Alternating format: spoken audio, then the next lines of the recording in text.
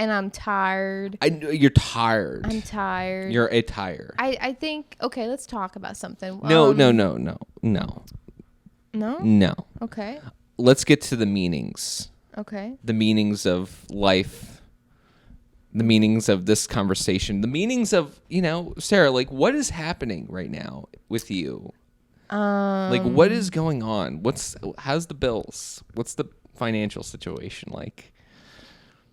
The tough questions in life. Are you still going to church? Are you a Christian? Have you repented of your sins? Is your car paid off? No. Okay, well, but it's almost paid off. I'm ahead of schedule. I took out a 5.5-year loan. Yeah. And I'm paying it off in like I don't know, I'm cutting a year out. I mean, I only have less than $3,000 on it. I mean, I could pay it off if I wanted to. You just don't want to. I'm just gonna keep paying it month to month, but I'm ahead of the game. Yeah, 3,000. Wow. Yeah, that's not much. That's not bad. I mean, that could be a lot to you, but not a lot to me. What the fuck is that supposed to mean? Nothing, buddy. The fuck is that supposed to mean? Sarah, 3,000 is nothing.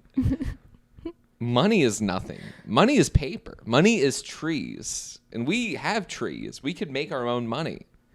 Isn't that weird? Have you ever seen a counterfeit, like, or held a counterfeit? Has anyone ever tried to give you a counterfeit money? Me neither. So why bring it up? Why make that Just a big thing? Why do you present it like it's going to end somewhere interesting and it's just dead? It's just dead. Welcome to the Noah Messarge Show.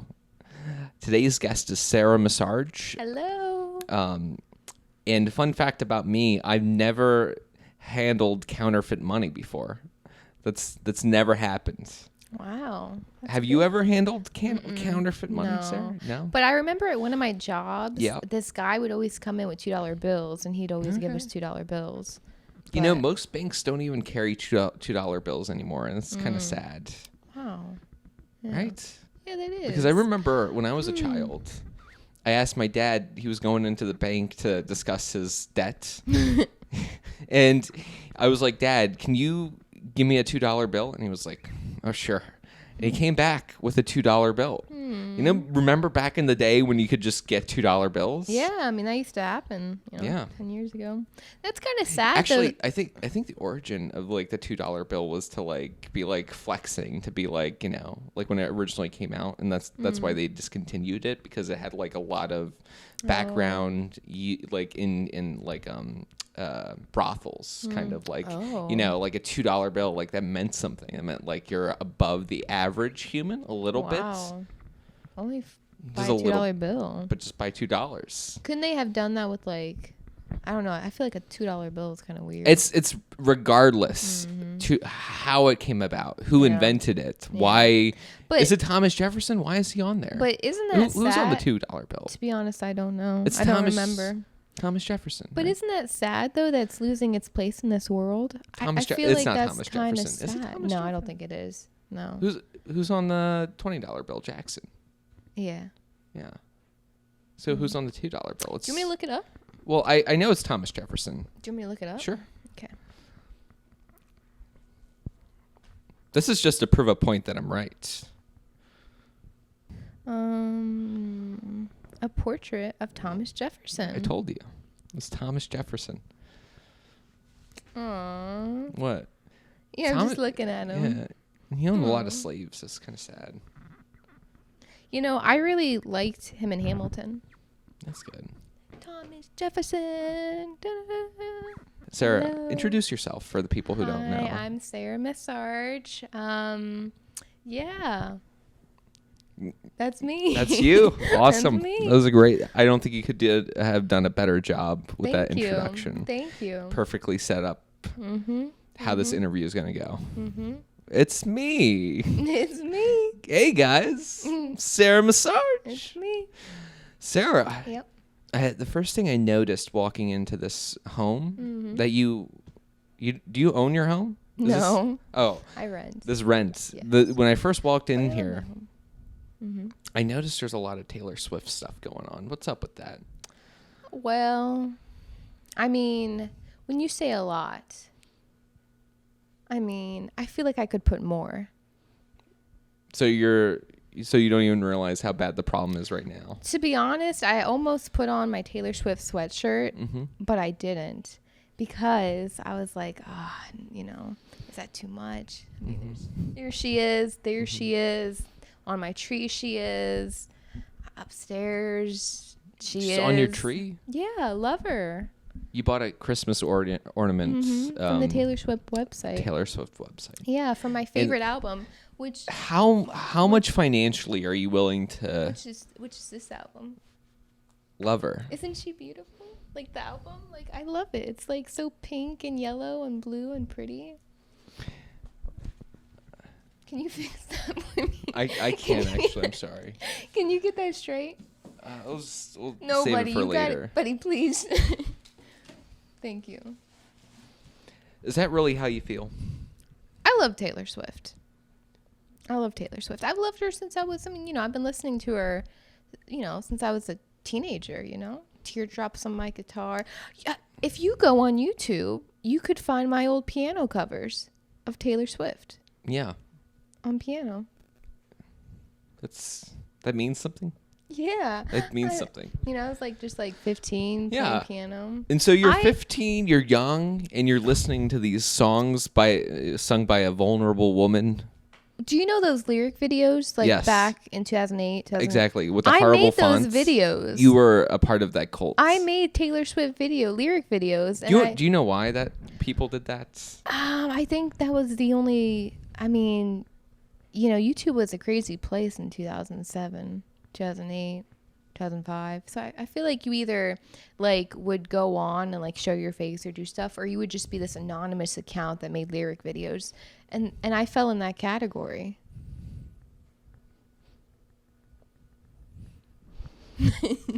We'll showcase one of your works of art right here.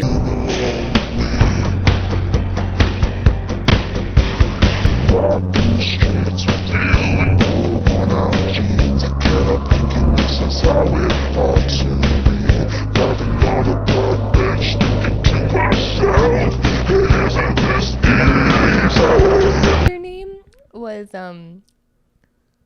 Sugar Cupcake. I think it was. That's so funny. I think it was Sugar Cupcake 12. But do you know what's crazier? What's that? Sugar Cupcake.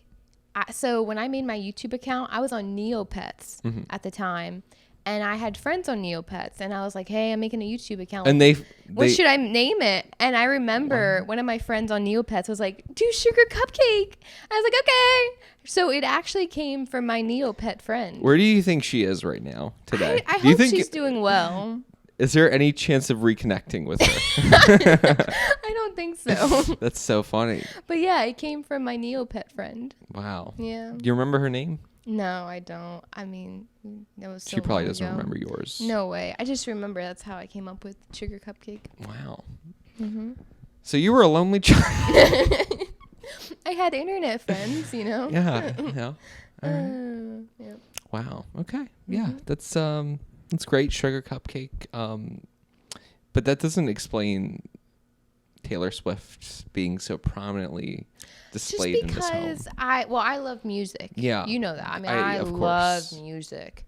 So for me, I have other bands too. I have my Midland poster that's signed. I have a bunch of Matt Carney posters. So I have I just really love music, and I love merchandise from people. I love supporting artists. So for me, I love that.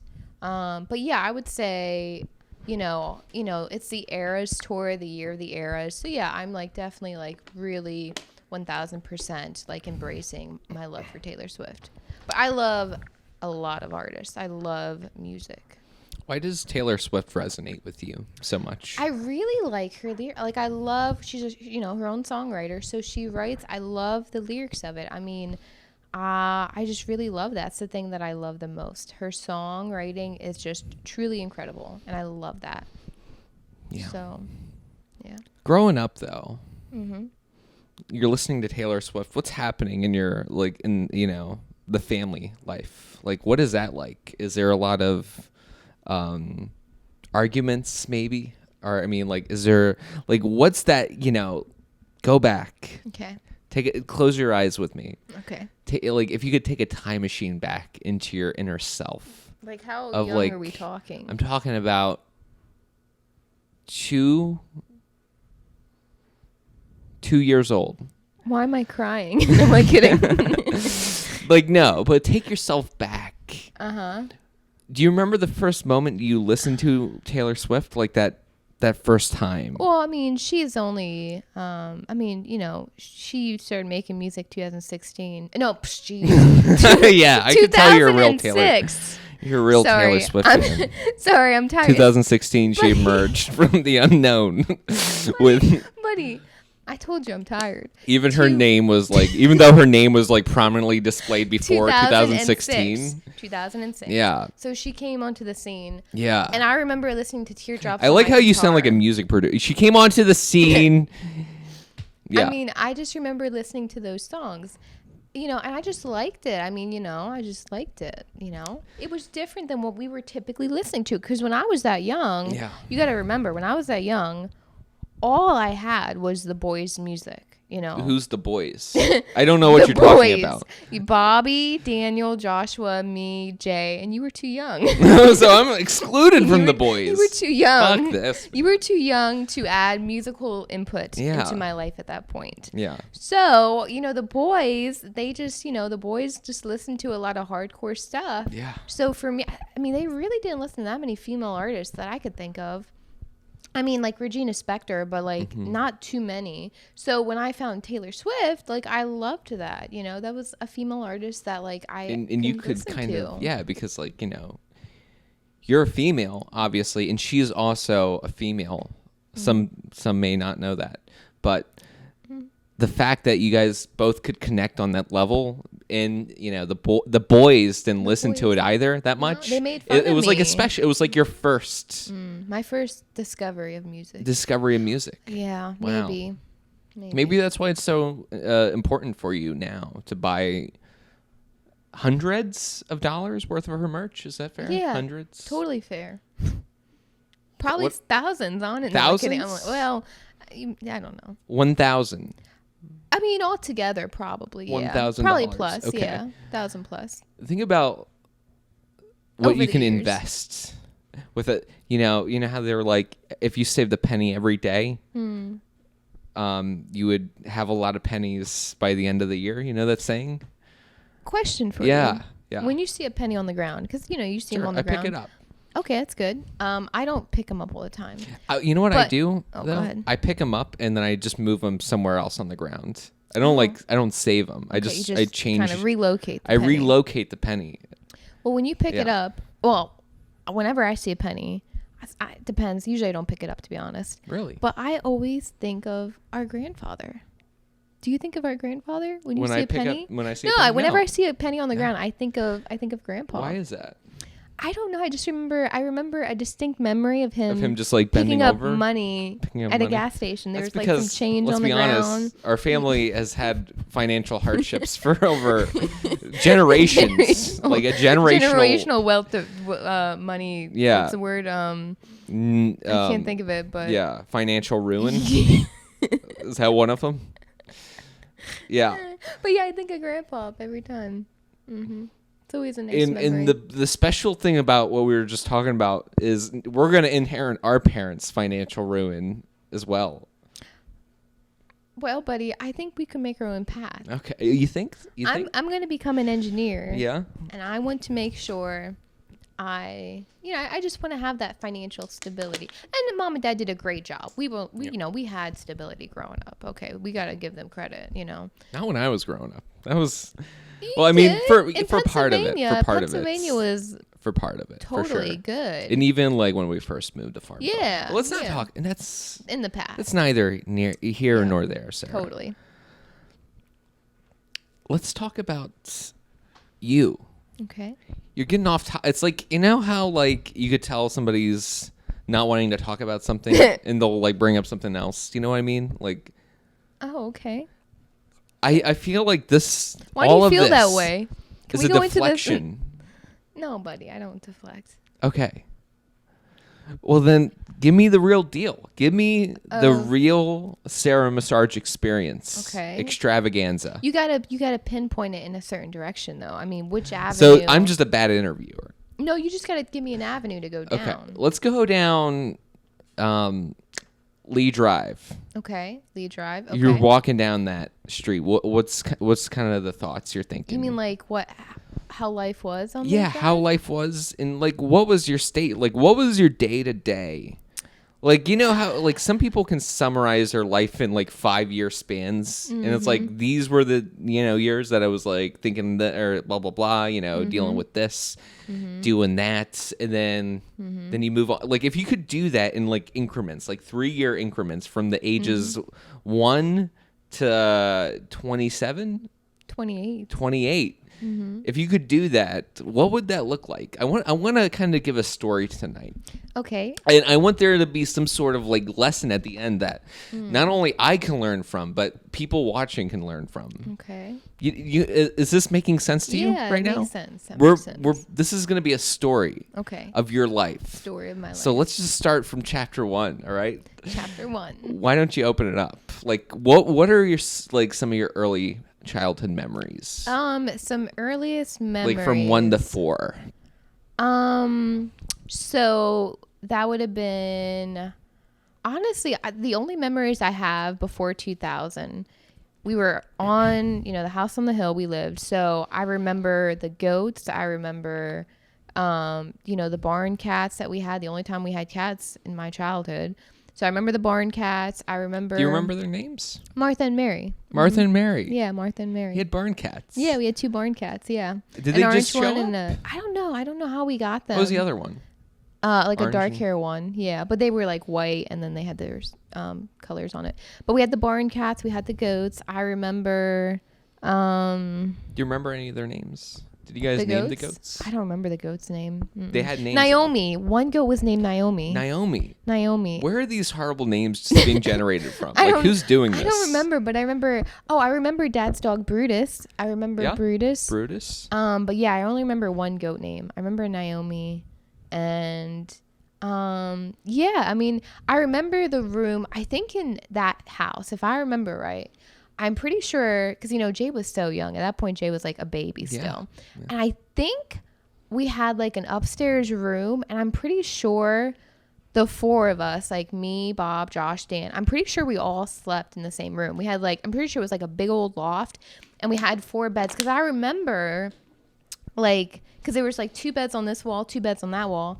And I remember the boys would talk, and at that point, I was I don't remember totally, but at 4 and 5, I don't have a lot of things to add to it. So I remember I would just listen half the time and just be like. And would you contribute to Not the conversation? Really at 4 you would just kind of like listen. Yeah, I remember that. I wonder if like any of those conversations like somehow formed. Like how you like listen to like exactly. It's I was so young. Yeah, it was like a parent was like it's like a Louis C.K. bit, but he's like if somebody could just be like "fuck you, baby" to a baby, and the baby would be, it would grow fine, but it would have just a general sadness to it from that, I wonder, but it's like an interesting thought though. Yeah. Like if any of those since you don't even remember, I don't remember. Subconsciously, they could have influenced you being an engineer, even. Totally. Of course, the boys. I remember they used to talk a lot. Yeah. Like I remember every night they'd be chatting, and I'm just just a kid. Yeah, you're just chilling. You're there for the ride. Mm-hmm. Yeah. Yep. So that was that house, really. Yeah, that was those memories. Yeah.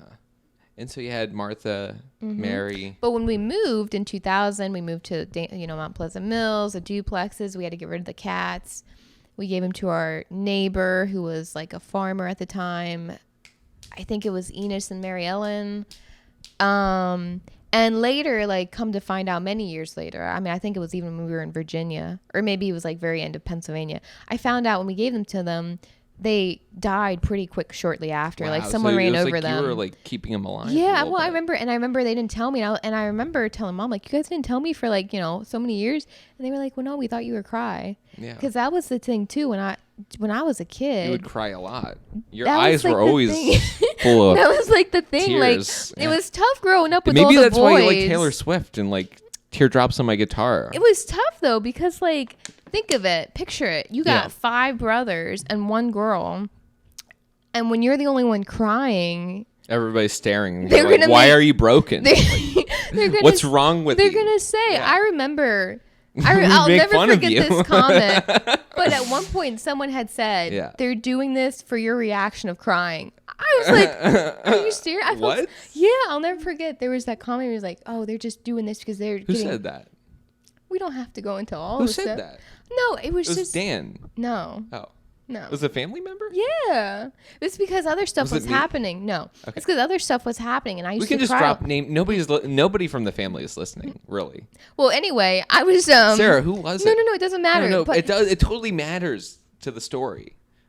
It totally matters. I could be remembering it wrong. Okay, who do you remember? I think if I remember right, I mean, this is young. Yeah. So this is probably between 5 and 10. I think I was about 8. You don't have to explain yourself. You can just say the name. All right. No, back then, things were tough for mom and dad. Back then, now they're great, but things were tough for them back then. And I remember I would cry a lot as like an 8-year-old. So like when things would happen between them, I would be crying. And I remember one time, like mom was like, I think he's doing this stuff or saying these things, like dad saying these things to get that reaction out of you. and I felt so bad. I was like, okay, I got to be stronger. Like I'm not going to cry again. And there was a time in my life where I was like, I'm not going to cry again. And I did not cry anymore after that. That was the last But that was later on. I was probably How old were you? I probably was like 10 at that point. So you haven't cried since 10? No, I've definitely cried. But I actually cried tonight. I mean, just like a little teardrop. So it continues. So you're just explaining an early childhood. A little teardrop. I was watching a TV show. How many teardrop? I mean, like, this is coming from me. I don't think you should cry more than 3 times a year. I think that's like a good chunk of like amount of crying. Like you shouldn't be crying every day. But 3 times a year kind of covers most funerals and like weddings. 3 times a year just seems like not a lot. I'm not saying you have to cry every day, but I would say at least give yourself at least 12. 1 cry a month. Okay, maybe. That seems fair. Sure. And then you could save up. Like if you don't cry for a month, you got 2 cries for the next month. You can spend them like you could. It rolls over. If you haven't cried in a year, when the next year comes around, you got 24 cries. Man. And do you honor the system, or you just... No, I mean, I typically, honestly, I don't cry that much. Except for tonight. No, I didn't even cry. I got a little teary-eyed. What do you call that? That's just a little water in the eye. Well, water in the eye. Just a little, that's your contact bugging out. Okay. Mm-hmm. But yeah. So... Mom is putting you up against dad. No, she was not. No way. No. I'm just saying I used to cry a lot. Okay. So that was like between, 5 and 10. Sure. I was more emotional. I was getting older and I would cry a lot as a kid. Mm-hmm. All right. Yeah. But there was a lot of good times in there too, for sure. Like name one good time. Well, there's tons, but there's so many. There is, but so some many of the good times, I can't even name one. Some of the good times, honestly, was when me and all the boys, and you too. I mean, you were just a little. Not really, but you were just a little baby, but you'd come out rolling. You were the ball boy, and we'd all go out there and play football together and just like hang out. Or on the swing sets, and we used to pretend we were Indiana Jones, and Do you remember that? I think it was like an Oakland Raiders football. Yeah, that we had, but it was like football. Green on one side and like kind of like grayish silver was on the other. I think we had an Eagles football, didn't we? Have that was an Eagles football. That's right. Yeah. Do you remember when that got lost in the Pennsylvania woods and we all went out there to? I remember that in Danville. I guess that was Danville. Because I remember I was there. Mm-hmm. Was I there in Danville? Yeah, buddy. Okay, well then, okay. Yeah, you were older. Then I was there. Danville. Okay, then because I do remember this memory. Yeah, no, you were older. And we were just kind of like out in the woods, and I think we could see it, but it was like there's briars or something like to where we couldn't quite like reach it. Mm-hmm. And I just remember being like, I'm a part of something bigger than myself. Right yeah, now. We're out to look for the football. Like that's so weighty to a 4-year-old child or a 3-year-old child. You had a responsibility to your siblings to find that football. And you honor the code. Mm-hmm. I remember that. That was a good memory. See, that's a memory that we both share. Yep. Does that mean anything? Do you remember? When Salty, our dog, got run over? I was in Danville too. I was at that Yeah. same house. I may have been too young or just blocked that out. I was so sad. I cried. Yeah. Do you remember? This is turning into a game of do you remember right now. I don't like this. But and nobody gives a fuck. Nobody gives a flying fuck. The audience like, no, we don't remember. Do you guys remember when we were all together? Fuck that. But Sarah, so let's get back on track here. Okay, right? Back on track. We move out of Pennsylvania, you know. Dad has plans to start a restaurant in Virginia. With dad's, you know, taking charge. He has this big like paper plans that he's taking and dropping in the car, and he is heading to Virginia to open a fucking restaurant in Farmville, Virginia. That's his call. That's his mission. And we're leaving as a whole family. We're like, it's like the Oregon Trail. We're all packing our cars and we're going hundreds of miles away. Yeah. With dogs, and we had animals to take care of. It was like the Oregon Trail. Mm-hmm. With that, what was going on in your mind during that moment of time where we're packing up, we're leaving this fucking shit place, and we're going to Virginia? I mean, that was I love Pennsylvania. Do you remember the move? Tell me about the move. I do remember the move a little bit. Do you remember the trampoline we had to leave behind? We left the trampoline. We left our dog behind, Bo. We gave him to the pastor. That's so sad. I was sad about that too. But yeah, I mean, I remember the move a little bit, but I really liked the house that we moved into in Virginia, the one in Farmville on Lee Drive. That was a really pretty house. Very pretty. I had my own room for the first time. I had just turned 13, so I really liked that. I mean, and that was so exciting. as you know, a fresh teen, a young, cool teen, and you're moving to a new city, nobody knows who you are. That's a lot. That's something right there, right? You're like moving to a new town. I mean, it felt very much leaving fresh, all your friends behind. Start. Like, did you? Yeah. I had no friends. Yeah. Okay, so you left the imaginary friends behind. There was no friends in Pennsylvania. I mean, there was people you knew, but no, I mean, we just didn't have much friends. Like, and why was that? Whose fault was that? Years. It's no one's fault. But when you're a 10-year-old, you don't have a car. You're not going to call your friend up on the phone. So we just hung out with each other. That's really sad. No, we were only 10. You don't miss much. You miss a lot though. Yeah, like no sleepovers. But it changed. It changed after 13. Okay. Mm-hmm. And then so you're 13. Yep, 13. You're going to a new church, New Life in Farmville, Virginia. Yep, New Life. Starting there. Frank this kind of sleazy character. You don't know too much about like what's going on. Like Sarah, this is a story. This is luck. Look, Sarah, this could almost be fiction, honestly, but we're just kind of dramatizing it. We're kind of giving the audience like a little church. It was a great church. Yeah, I really flourished at New Life. Flourished totally. Had friends. Got into basketball. Mm-hmm. I mean, I got involved with the youth group. I totally took off with New Life. Thankfully, your social life, right? It was like zero friends, one friend. Whoa, that's a big deal. No, but it was really good. Like New Life was a good time for me at that point in time. Yeah, it was a good time. We were close to we lived right next to the youth pastor, so a lot of times PJ. Pastor Alvin and Adina. I'm sorry. So a lot of times they would take, us to church, me and Jay to church, So yeah, it was Why good. do they have to take you to church? No, it was Did only mom and dad not go? No, it was Wednesday night for youth group. Oh, just okay, youth gotcha. Group. Yeah. So it was like convenient to do cool. that. Yeah. So it was a good time. It's good. So you'd go with these strange people you don't really know that well, but you're going to church, right? You're driving. She's driving or he's driving, and they're taking you to this place so you can be away from mom and dad.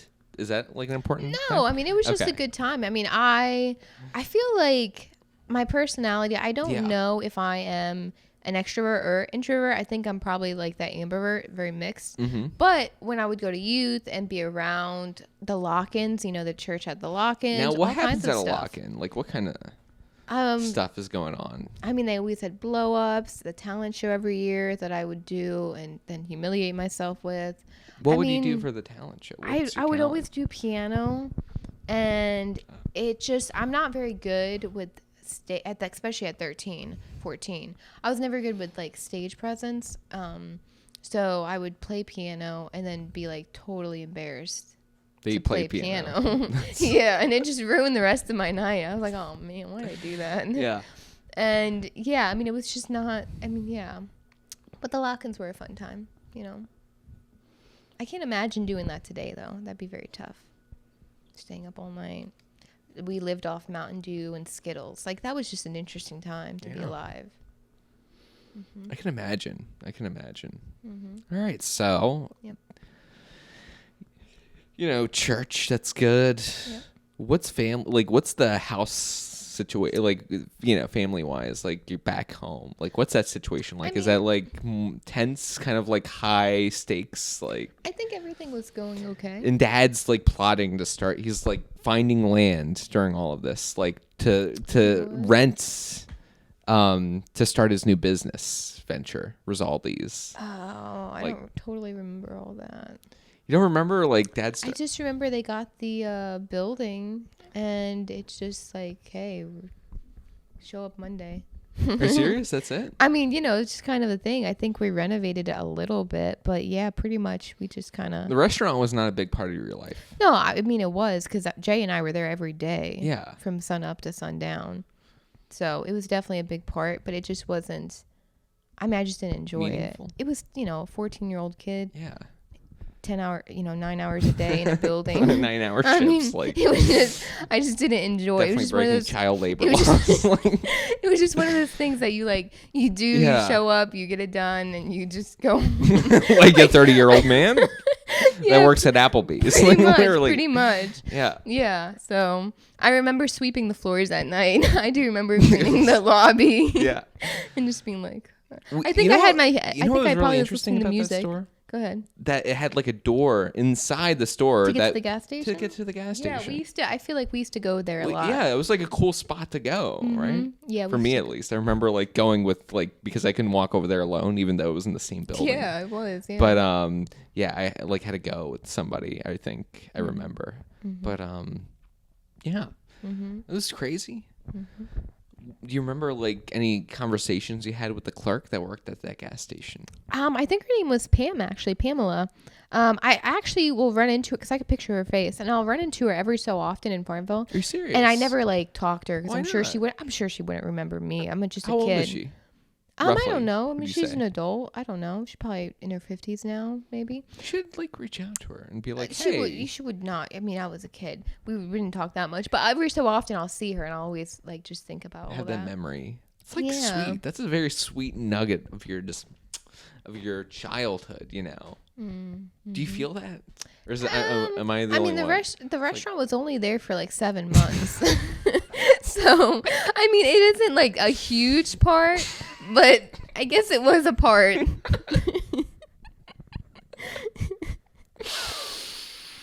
But, you know. I forgot. I was open less than a year. That's so funny. It was literally like 7 months. Wow. To me, it feels like it was such a big part, but I guess, I don't know, time moves differently when you're younger. Oh my God. 7 months. Yeah. Yep. Wow. Yeah. So. All right. So the restaurant closes. Dad took a financial beating for sure. There's Yeah. a chunk of money missing. What happens there? Like pick up from there.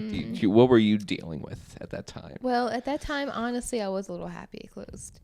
You were. So you were savoring in this. I just didn't like. I didn't like being there all the time. Like to me, I just didn't like being there. You know. Yeah. So yeah, I mean, I was kind of glad I didn't have to go there all the time. But you know, obviously, you feel bad for your parents. You hope it all works out. I will blame Rizaldi's for one thing, and that is that it contributed to Jason's childhood fats, like obesity. What? Do you remember when Jason was like obese? No, he was never. No. A little bit. Like he was a chubby. We all were. He was chubby though. So. No. You remember that Jason? Like, do you remember like the times where like I would race Jason around the house like at Lee Drive. You don't remember that? No, you guys would you guys just run around the house? Well, yeah, I remember there was like a time where like Josh, Bob, and Dan, maybe, I think they were all out there, and they were like having this thing whether if I could beat Jason or not. And I just remember I would like overlap him, like he would be like running around, I would like lap him again. It was just like we would be like, Jason, you're so fat. Oh, that's awful. You don't remember that? No, I Okay. don't remember that. No. All right, well, Aw, that poor sucks. Jay. Oh man, that was funny. Jason was pretty. No, So he was not. okay. So, what was happening at that time after it closed though with you? After it closed, You're happy. You were. a little relieved. I was like probably 15. I was getting a little bit older. So I remember we were still, on Lee Drive. It wasn't long after. We didn't stay on Lee Drive long after that. Maybe another few months. Yeah. I was playing basketball probably a few months after I started dating. And then we moved in on Simpson Road, did that for a little bit. Still dating. And Dating? Oh, dating who? What is? You just randomly started dating? Like, I feel like you got to go in more detail to fully understand the scope of this story. I started dating at 16. How did you meet this fellow? Actually, at a lock-in. Oh, at one of At those the lock-in, hellish yeah. events that you have to stay up At the all church night? lock-in, yeah. Yeah. I met at the lock-in, yeah. So you met. How did you guys meet? What was the instance? Like, what was happening when you guys first saw each other? I think it was the talent show. I'm pretty sure he went up to. I think he did. I think he went up to sing a song, and then obviously I played piano. So I think we met at the talent show, and I think like I had kind of liked him. Like when I saw him, I was like, ah. And I remember I was like, oh, good job, blah blah blah. Oh, So what? yeah. Huh? Weird, buddy. That's so, yeah. But anyway, I met at the lock-in. It was at the lock-in. It was at the lock-in. Mm-hmm. That you met this stranger. Oh. Yes. It was at the lock-in. Do you need to take that? No, I'm okay. Who was that? No one. Okay. So, yeah. So then. Who was that, though? Nobody. It's nothing. So, anyway, let's keep talking. Let's keep talking. Huh? So, it was at the lock-in. And so you had a drink in your hand and you saw him from across the floor. I don't remember. That was so long ago. It was over. Did he pray for you at that? No. He didn't pray for you? No, that was at in a different event. That did happen, yeah. How did you know that? Did I tell you that? Yeah. told me. Well, that happened right before we started dating. So we met at the lock-in, and then, that was in January, and then I met him again when we played basketball. Mm-hmm. So like October. So like 10 months goes by. And New Life used to do encounter weeks, so they used to have special guests come. You could come before basketball practice, so I used to go there. And it was during the encounter week, and I remember he had come over and prayed for me. Oh, yeah. wow. I know. And that's a classic move for a Christian guy. It's like, I know how to get her to like me. I'll pray for her. Like, that's such a shtick move. We were so young. We were just kids, Yeah. just little kids.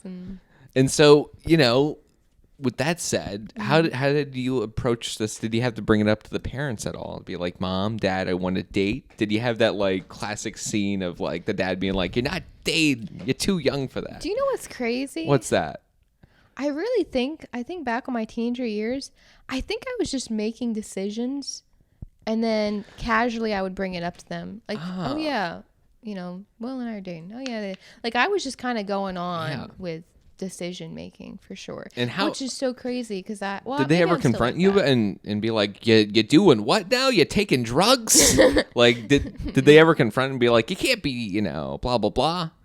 No, I mean, so you just, that's almost like a better way of like letting somebody know without like, or like letting your parents know, but like make it casual. It's just do it, make the decision, and then casually bring it up.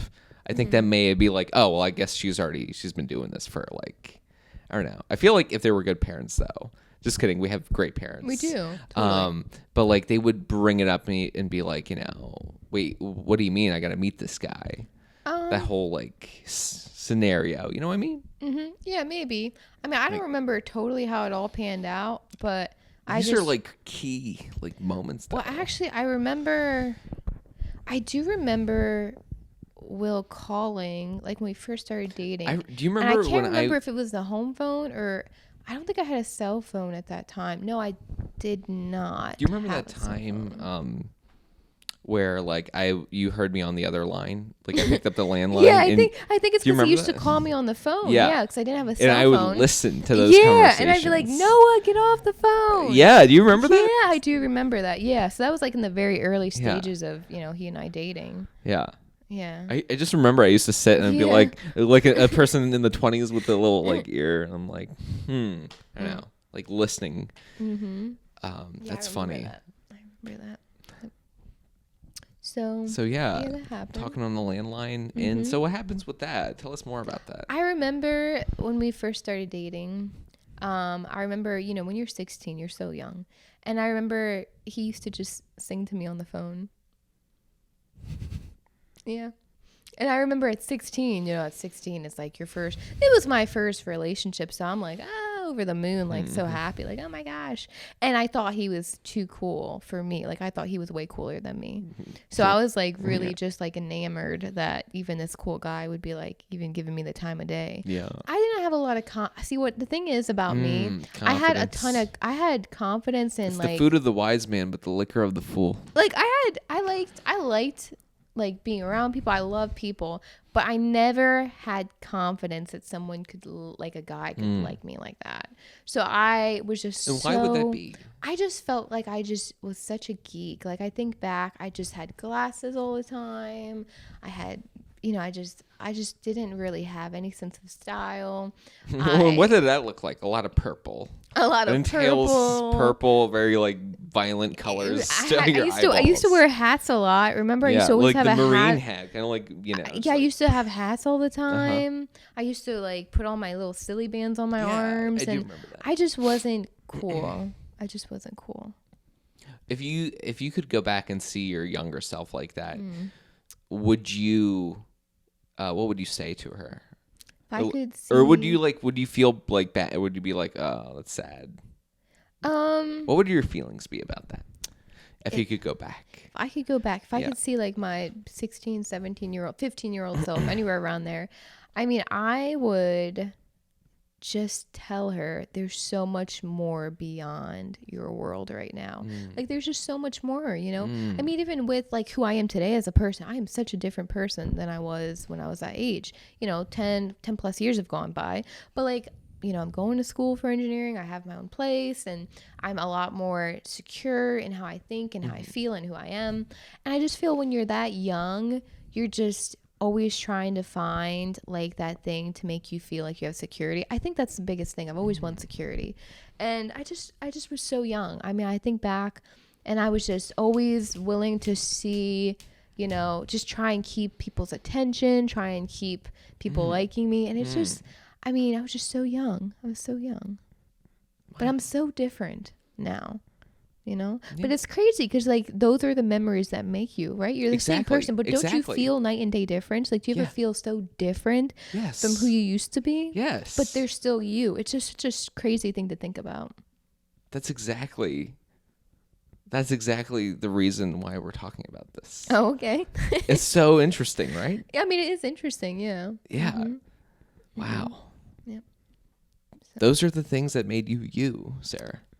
Yeah, some of the things, yeah. Wow. Okay. So, your boyfriend is singing to you on the phone and you're just being serenaded with this lovely melody that he provides with his mouth hole. What happened? Like, what's going on? Like, what other things? I mean, like, let's move 4 to 5 years in the future. Like, what's 4 to 5 years after that? Like from serenading to what are you doing now? What kind of things? What kind of shenanigans are you getting into? Well, so let's say 16 to 20 ish, 21. I had gotten engaged to that same guy. Broke up with that same guy. Yeah. I had gotten jobs. I loved working. So I had like, why are you smiling at me like that, funny. buddy? It's so funny. What? I'm sorry. What are you smiling at? When you said you love working. Sorry. It sucks. I do. I've always loved working. Oh, okay. Okay, I do. Gotcha. When I got my job at Don't you like working? Yeah, I mean, if you didn't have to work, would you go to work still? I mean, I love working. yeah. I do. I get so much fulfillment out of working. So you for work. me, yeah. So I feel like my work is what gave me, like, I feel like my work is what made me who I am a lot of ways, because I started off with retail, and it's like I've had such incredible opportunities. What kind of retail experiences, like, really shaped your view of the retail world? Like, have you dealt with, like, customers that you're like, I totally don't get why you exist? Like, you know what I mean? I mean, you know, people are always going to have bad days. Of course. I just try my personality type. I like try and be like the peacemaker in any situation. Well, I try in most situations I'm in. So if someone, like, the only time that, like, I would get really flustered and like not sure what to do, a few times is one, like, if one was like shoplifting in retail. People do shoplift, and it's like, oh gosh, what do I do? So that was always kind of intimidating, because like you're trying to confront people, and I'm not a huge confronter, but that didn't happen a ton. But yeah, I mean, retail was good. I enjoyed it. It was a lot of hard work. Like, retail was tough, you know, because it's just, I mean, people trash things and you're just cleaning up, and you know, Thanksgiving, you're working crazy hours. I mean, it's tough, but it was good. I mean, it's what started it all. So nice. Yeah. So yeah, I started working. And then you moved from retail to office jobs, sales, I did insurance, I did marketing, I did the bridal consultant, which was amazing. Didn't you work at a newspaper at one point? Yeah, the marketing. Yeah. Well, I did. Yeah, I worked at the newspaper, and then I started with like customer service, and then I went into marketing with the newspaper. So yeah, I was with them, the newspaper, for quite a few years, and that was a great time. I loved my time with the paper. I was with the paper up until I left for Indiana. So that was like the last job I had in Farmville. Other than the job I'm at now, yeah, that was like the last job I've had in Virginia. So yeah, I mean, the paper was great, and made some good friends there. And yeah, that was a good time. And then I went to Indy. Nice. How was Indy? Indy was incredible. I will always love my Indy memories. They'll always mean so much to me. What kind of things happened in Indy? Like, what were you dealing with then, like, at that point? What you mean? Like, in life, like, what kind of things did you, like, have a breakup, or okay, like those kind of things? Yeah, like, what I mean, Indy was on the, like, 2017 January is when I went. I went in the spring semester, and that was definitely one of my lowest moments of life. Like, I was what, 22, I think. I had just turned 22, I think. Yeah. And I mean, I was just like bottom of the barrel low, like very depressed, like just like, what's the point in another day low, you know? Yeah, William and I had broken up, gotten back together, up. You said Will? I His mean, name was Will? Yeah, I mean, I thought we weren't saying it on purpose. No, I mean, I just, you know, okay. It is what it is. But we broke up in January, like when I was in Indy, like that was like, and I knew it was coming. Like I was like, this is my escape what were route. kind of like the feelings leading up to that breakup? Like you could sense it was coming? No, like Indy, going to Indy was my way of getting away. Okay. No, it was like, I'm going to get away and then I'm going to cut the cord while I'm away. Oh, so you planned to break up with him? I knew it was going to happen. Yes, while I was away. You made that decision. What was that decision like? Like the decision of being like, this is a cancer. This needs to be cut out and left. Yeah. Like what? That's a big decision to make. But especially after, how long did you date for? Yeah, we were like together for 5 years. 5 years. A lot of time. A lot of formative memories. But you know, every relationship's different for sure. Of course. But sometimes it comes to a point where you know it's truly killing you, like just killing you. And you know, no one's wrong or right. I'm not blaming him, but that relationship was killing me. And I had to get out, and I couldn't get out while being in Farmville. We had done that so many times and it was never working. So the only way to get out and like truly survive it, like, was to get out of Farmville, Virginia. I have a question. And this is a total hypothetical, but I'm curious to hear what you would have to say. Okay. But if mom and dad were more supportive of the relationship of Will, because I feel like a big reason why that would not work out is because there was such a diversity between mom and dad and Will. It was like Hatfields and McCoys a little bit. Do you think if they were more supportive and they were like, we actually like this guy, would you have gone and continued with the marriage? I think if mom and dad did not, because that was really the catalyst of it. Absolutely. When we were engaged, they read my journal and then read it to others. That's so funny. And I still have copies. Like, do you really? You know, I was thinking about that the other day. Yeah. I was like, I wonder what I wrote. Like, I don't remember. I remember how I felt during those times, but I don't know what I wrote. That's a rough to feeling. Trigger them that so is a much. rough feeling. And I was like, what did I write? The funny thing is, they still think about that. Like, do they really? Well, like, I don't know, but I would think so. Like, that's like something they are like, I remember when we read Sarah's journal. Like, they might be discussing like things you wrote down in the journal. Wow. You know, you think about it that way because, you know, they're outside of your relationship. It's not like they were just like spectators. It's like when you talk about like a movie that you like watched with somebody and you're like, wow, you know, something that's like mom and dad, but with your journal. Yeah. It's so funny. I have no idea what I wrote there. Man, rough. But yeah, I feel like if they did not read and like at that moment be like, we will never support you and William, break up now. Yeah. Like, I mean, if they didn't go that extreme, I really think I probably would have just stayed in the relationship. Does that scare you? Eventually we would have definitely split up. I think we probably would have gotten divorced. Wow. Honestly, I do. Wow. But I think I would have at least, if I had their support and they were, everything's peaches and roses. I think, you know, I'm a people pleaser. I don't really want to upset the apple cart too much. And I think if everyone was on board, they were excited too. Like, oh my gosh, you're getting married. We're excited. Yeah, I don't think I would have been able to walk away. It's almost a good thing that mom and dad antagonize that Do you know relationship. what's crazy? What's that? I have this very distinct memory. I'll never forget it. I remember, I don't know what I wrote, but I remember the day I wrote it. And I remember thinking to myself, my God, I hope no one ever reads this. I remember having that thought. Funny. And I remember almost erasing it. And it was like that moment when you're outside of your own body. Yeah. And I remember just almost like a premonition. I just had a feeling I was just like, what if someone reads this? Yeah. And I was like, I should erase it. Someone's going to read. And I just didn't. Because no one at that point had ever read my journal. I mean, I had been writing forever. No one ever did. But I remember whatever I wrote, I remember in that moment thinking, should I pen this down? Wow. I just will never forget that moment. Like, it was like me. a premonition. It's like you knew that it was going to get discovered somehow. Like it was just, wow. I don't remember what it was, but I think it was pretty damning. Isn't that so crazy though? Like, yeah. Wow. So, well, we can thank mom and dad tonight. Yeah. For that. Yep. Wow. What if Will watched this? No. That'd be so funny, man. But yeah, so yeah, that was Indy. But Indy was a phenomenal time. Indy was truly the best time of my life. One of the best times of my life.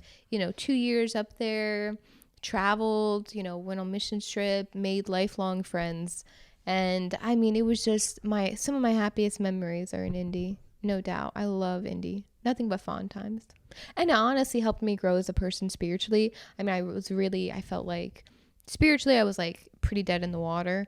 And I feel like going to Bible school and having that independence to kind of learn and think and research into, I felt like I have grown a lot. And even if I change my views from that time, I think it still provided me with the foundation to know my core values. So yeah, I loved my experience there. It meant a lot to me. I will always hold that pretty close. That's awesome. That's awesome. Yep. What happened in Indy? Did you start any relationships? Did you end more? Like, I only started one relationship in Indy. Only one. How did you meet the guy? What was the name? Bible college. No, so I only started one relation. And this is the thing. This is, again, it goes back to being like a people pleaser type deal. You know, I had just gotten out of a relationship and one of the Bible college boys, blah, blah, blah. Basically, I had started dating pretty quick after William, like maybe 2-3 months. So it was kind of like, you know, that quick thing.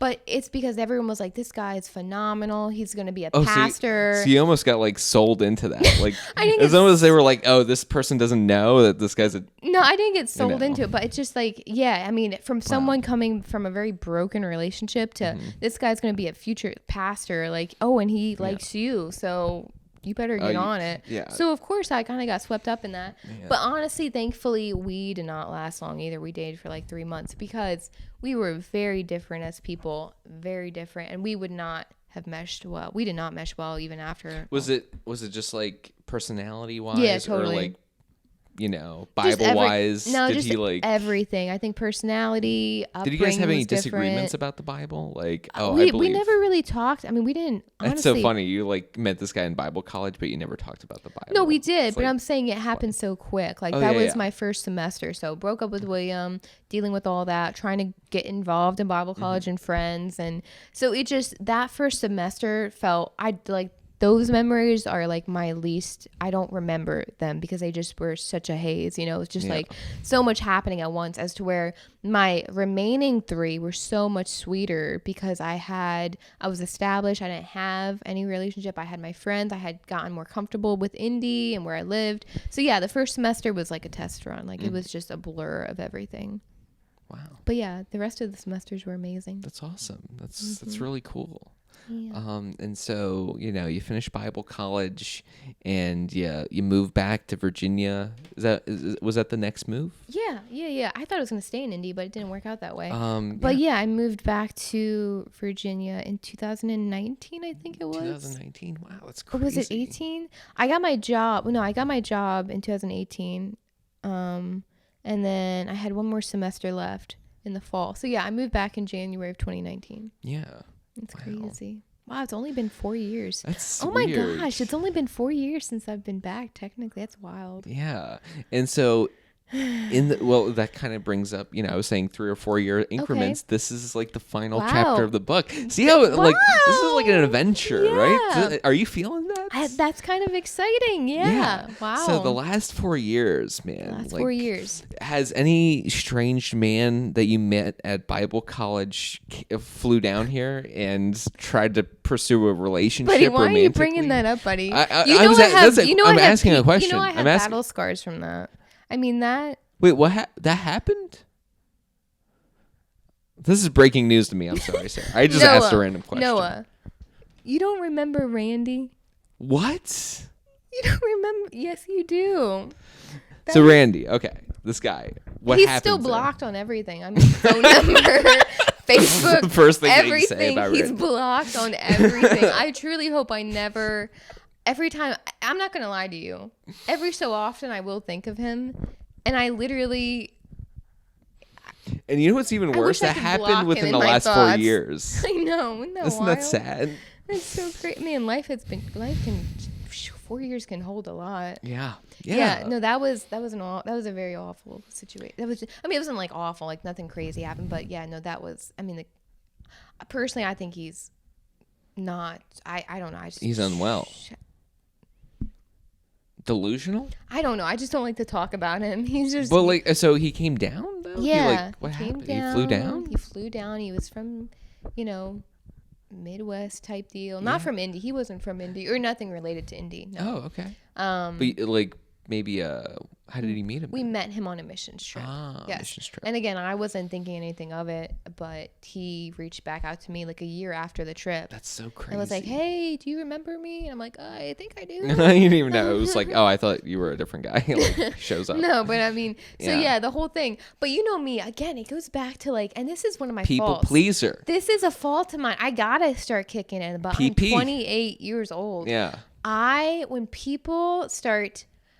it's hard for me to tell people no. It is. So when someone's like, hey, I want to do this. Hey, I want to do that. Like, do you want to shoot an interview tonight? I mean, I was literally going to go to bed early because it was kind of getting late. I was like, okay, I'm going to go to bed. And then, you texted me. And then you said yes. Yeah. And I was like, okay, Sarah, like, you got to hype yourself up. So I just, I mean, you're my brother, though. Yeah. Like, I'll always do anything for family. But, like, it's just hard for me to tell people no. Wow. So when Randy's like, hey, will you date me? Blah, blah, blah. When Will I you see date me? Blah, blah, blah. I was like, okay, you can come down. Well, I don't know about dating, but, we'll hang out and see. And it's crazy because as soon you were with me when I picked him up from the airport. Oh, yeah, I was, yeah. And as soon as I picked him up, 5 minutes into it, I knew it was never going to work. I was like. Oh, and you had how many days to spend with him? I think it was almost a week. Oh, was it really almost a week? I think it was like 4 days or so. That's still like a long time, especially if you knew instantly. I'm telling you, within 5 minutes, I was like, this is not going to work. I knew immediately. Yeah, absolutely. Yikes. Yeah. Wow. That's but crazy. Yeah, so that happened in the 4 years. Yeah. I got my apartment in that year. Later on in the year, I got Kitty. That year. But like you're skipping. You're like, and then that year we went to Kansas for a month. Let's get into the details though, the nitty gritty. Like you got your apartment. So you were up to that point. You were still living with your mother and father for 11 months because I moved back in January and I moved here in November of 2019. So for 11 months, and it was tight. Well, yeah, I can't remember. If it was that summer, I had the spider issue. Do you remember the spider issue? Remember. That was traumatic. Yeah. I mean, I already have arachnophobia. Yeah. And then that was tenfold. Every night, I would go to sleep. There'd be spider in the bed. There would be spiders crawling on me. That was 2019. Because I remember I called Randy. Are you serious? I called Randy one night and I was like, I can't deal with these spiders because we were after you guys met or before? I think it was before he came down. Okay. Because we were talking for a bit. Remember, like trying to get to know each other. Oh yeah. And we were talking, and I remember I did. So it was that summer I moved down. Yeah, that year I moved down. Man, the spider thing happened. So yeah, every night I would go to sleep, and it was only in that room that I was staying in. And every night it's almost a sign to get move out. I mean, literally, I would wake up and I would feel things crawling on me, and I'd turn the light on, spider in the bed, and then I would lay down and I would have my phone open, and I'd be on my phone, and just the glow of the phone, I could just see a spider crawling up my arm. Yeah. And I remember one night it got so bad, and I had work the next day. Remember, I asked if we could swap beds. So I slept in the spider bed. I think you did. I know I slept in your bed. I think you either slept in the spider bed or you slept outside on the. You either get the fucking spider bed or you go outside. I think you were on the couch. Jeez, Sarah. Not really giving me a whole lot of options. Like, fuck. You were either on the couch or you were in the spider bed. But yeah, I remember when I had work and all that, and I was like, Noah, I was like, I can't take it. I was like, I need to sleep in the bug-infested bed. So yeah, we swapped beds. Yeah. Wow. But yeah, that was awful. Because that was the best idea, solution. I had to. I mean, I have arachnophobia, and they were on me. I mean, it was awful. I was awful. Makes sense. I don't remember that one. Blocked it out. It's too traumatic. Wow. That's crazy. I do remember the spider thing, though. Yeah. So that was another reason why I was like, okay, I got to find a place to live. Like, I can't do this. And I remember I would tell, Dad eventually did, the bug spray in that room specifically. For whatever reason, I love that room. And yeah, I mean, so yeah, I was only there for 11 months at Mom and Dad's, and then I found my apartment. Yeah, and you lived here ever since. I love my apartment. Yeah, I'm so thankful for it. It was such a blessing. I mean, at the time, it was tough because I wasn't, money was super tight. Had to pick up a second job and all that. But honestly, everything kind of worked out, and it just worked out. I'm so thankful. You had to pick up a second job? Where? Well, I do caregiving. I started helping Shirley, and so this is kind of like up to date now. Like you still. Well, yeah, I still help Shirley. Yeah, but yeah, I met Shirley in 2019, so I've known her for 4 years now. That's crazy. A lot happened that year, honestly. Getting the apartment, getting the jobs, working everything out. Yeah, and honestly, I mean, you probably can attest, but living on your own, having your own thing, I mean, it will grow you and stretch you in so many ways. Yeah. And I mean, having my place now for 4 years, it has grown and stretched me in so many ways. Financially, just figuring life out, responsibilities, bills, all of that, groceries, food. If you just all you, I mean, it's going to fall on you. So, and even taking care of a pet, just that extra responsibility. So yeah, I mean, I just feel like living here has made me who I am today too. Also, that was also a fundamental block. So I'm so thankful for my house. So thankful to be here. It's awesome. I love my apartment. It's awesome. I could tell. I love it. You really do. Yeah. Yeah. Yeah. All right. And that's up to date. It's up to date. Yeah. What about, you said you had 2 jobs, so one was watching Shirley. What was the other one? Yeah, so my other job, I work in construction. Yeah. I work at a light gauge roof truss company. And up to this point, Sarah, what was your career looking like? Did you have an idea? Actually, yeah, I went to school when I was 18, fresh out of high school. I went to school for business. And I thought I would get like a business degree because I do like people. I love working. I've always loved working. So I wanted to work, and I was thinking I'd end up in business, like something with business. And then at one point, I wanted to go to school for writing. I thought about writing, but I just didn't know what I could do with that. So those were always like the 2 paths that I saw: a very generic like business degree and finding something, or like a writing path in English. But then, I ended up where I was at, construction, and I just love it. I love construction. It's a bunch of teamwork. It's a bunch of collaboration. Is it tough? Yes. Are you like putting up drywall or like pouring that would concrete? be fun. I mean, I would be open to it. I would be open to it. I just wasn't sure. Nope. I design roof trusses. I draft drawings. I project manage. So all of those things that are encapsulated into like that final step of getting our product out into the field, I work on. Do the design, do the plans, take care of the phone calls that come. So yeah, I love my job. I love it. It's what got me back into engineering, or got me interested in engineering. It's such a fun world. It's like so helpful. You get to help people, but in like such a different way, Yeah, I do know. Do you like construction? No. Fucking hate it. No. It's the worst. So wow, okay. And now you're going to school for engineering. That's exciting. How far along are you in that? Well, I just I probably have like 2 years left. So I just got my associate this past May in like science. So it was just applied science, and I took a lot of my fundamental math courses with that. But yeah, I probably have about 2 years left because I take it part-time because, I'm working the 2 jobs. Oh, did she find... There's been these spider crickets. Do you know what I'm talking about? She's been finding them. She's going to eat one. Did she find one? I think so. No, I think she's just sniffing the carpet. It looks like there's one right there, though. Yeah. You see it? Yeah, I do see it. Yeah, she's been finding them. She doesn't eat them, but she squishes them. Honestly, I'm thankful for it. Because if it wasn't her squishing the... Kitty, you better kill that. Kitty. I hope she kills that. Yeah. She usually does. Usually she'll. So Sarah. Yes. The last 4 years, going to school, that's going good. You're almost done. Congratulations. Thank You're welcome. I don't have anything else to say about that. But other than I won't be able to give you anything for your graduation gift. That's the only You don't know. It's 2 years away. Well, okay, maybe opportunity will come in the future. That's what I'm saying. But so like overall, your life is filled with up and downs. Yeah. It was very entertaining listening to all of that.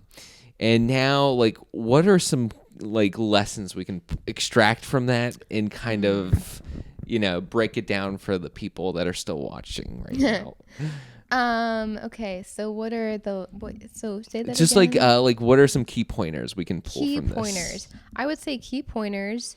If you're young, key pointer is there's truly so much more to life than in those moments.